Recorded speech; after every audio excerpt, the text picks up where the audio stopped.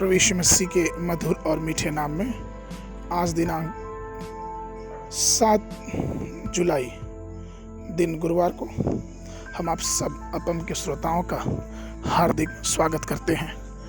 आज के दिन के लिए जो वचन है वो लिया गया है यशायाह नबी की पुस्तक उसका 43 अध्याय उसका पहला पद। वचन इस प्रकार से कहता है, हे इस्राएल तेरा रचने वाला और हे याकूब तेरा सृजनहार यहोवा अब यूँ कहता है, मत डर क्योंकि मैंने तुझे छुड़ा लिया है, मैंने तुझे नाम लेकर बुलाया है, तू मेरा ही है।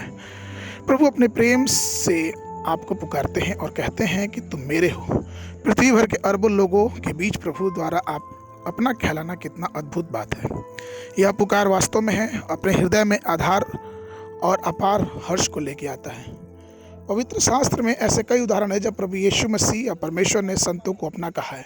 गिनती की पुस्तक उसके 12 के 7 पद में वचन कहता है, परंतु मेरा दास मूसा ऐसा नहीं, वह तो मेरे सब घरानों विश्वास योग्य है। उसने मूसा पर अपना प्रेम बरसाया और जब इसराइलियों ने मूसा के विरुद्ध कुड़कुड़ाया तो वो सहन नहीं कर सका। इसी प्रकार आज वो हमें भी पुकारता और कहता है, हे मेरे बेटे, हे मेरी बेटियां, तुम मेरे हो, आप उसके हैं और उसने आपको अपना बनाया है।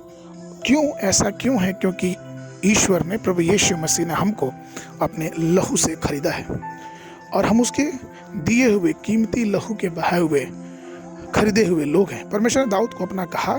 जब वो जंगल में भेड़ चरा रहा था तब उसने दाऊद की सच्चाई को देखा और उसने ये भी देखा कि किस प्रकार से दाऊद इतने प्यार से परमेश्वर की बातों को खोज रहा। और इस प्रकार से प्रेरितों के काम 13 के 22 में ये वचन कहता है, फिर उसने उसे अलग करके दाऊद को उनका राजा बनाया, जिसके विषय में उसकी गवाही दी गई कि मुझे एक मनुष्य यिशै का पुत्र दाऊद मेरे मन के अनुसार मिल गया है, वही मेरी सारी इच्छा पूरी करेगा। यदि आप यहोवा के हैं और तो यहोवा निश्चय ही आपके विषय में गवाही देगा। जिस प्रकार से यहोवा ने अय्यूब के विषय में गवाही दिया कि अय्यूब किस प्रकार से परमेश्वर के वचनों के लिए खरा निकलता गया और किस प्रकार से परमेश्वर ने उसके लिए गवाही दी। अय्यूब की पुस्तक उसका पहला था उसका 8 पद। यहोवा ने शैतान से पूछा, क्या तूने मेरे दास अय्यूब को ध्यान दिया है?